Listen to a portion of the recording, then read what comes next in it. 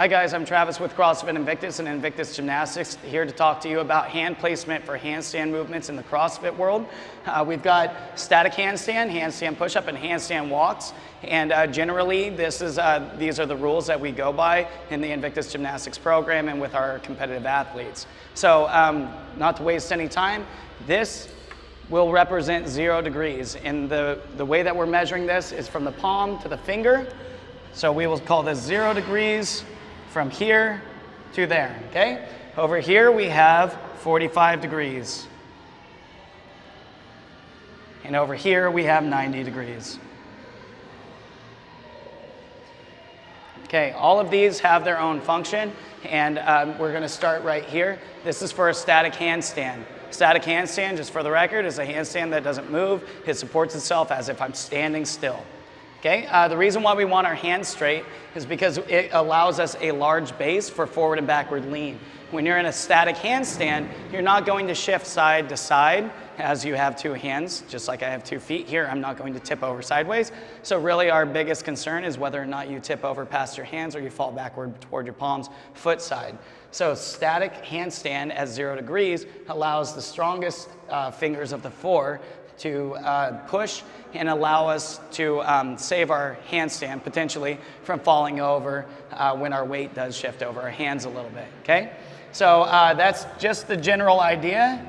All the pressure is right here and it shifts between the tip of our fingers and our palms. Hopefully we try to keep our balance right here around your knuckles, and just shifting the weight front to back like that should prevent you from tipping over forward or backward.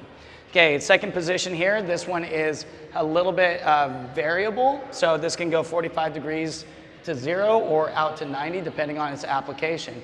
And what we're talking about are the handstand push-ups, okay? So we got static,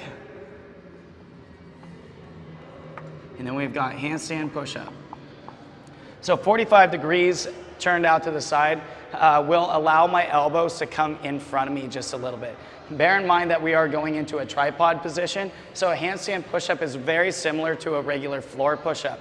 If I turn my hands out slightly, my elbows come in. Now, if I wanted to do a hands turned in or straight, my elbows would flare out more to the side.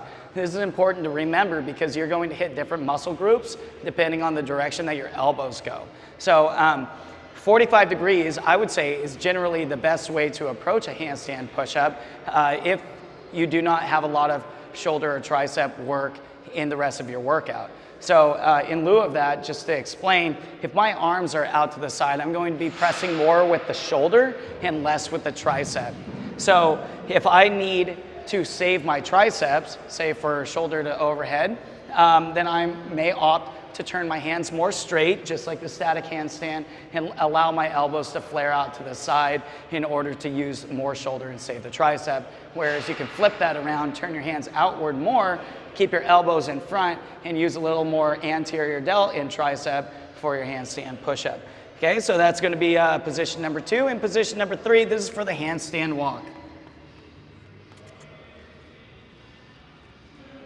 Handstand walking can be done many different ways, obviously, but I recommend turning your hands out to the side. Reason being is because of this position.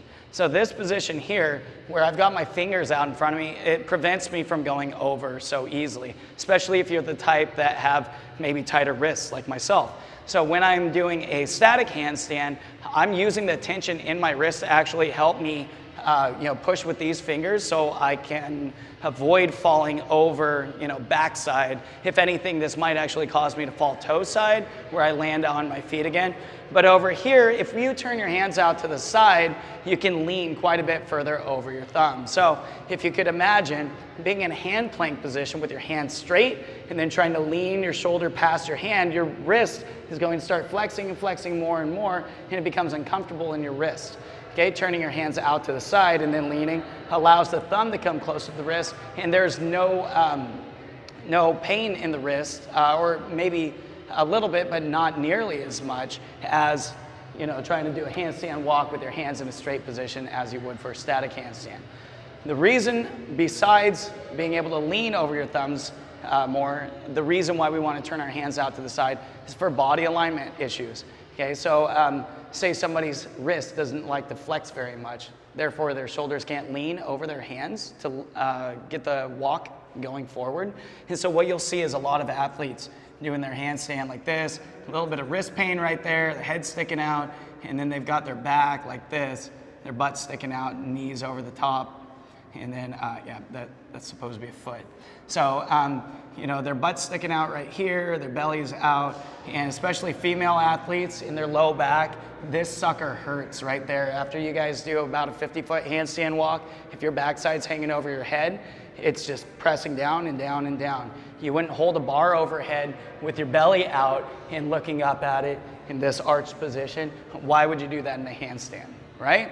So to prevent some of this, a lot of that stems from the wrist. You turn your hands out to the side, allowing your thumb to go forward, and then the rest of your fingers here. And what you can do with the rest of your body is you can lean your shoulders further forward, over your hands, over your thumbs to go this direction, and then you can hold a better body position up at the top, okay?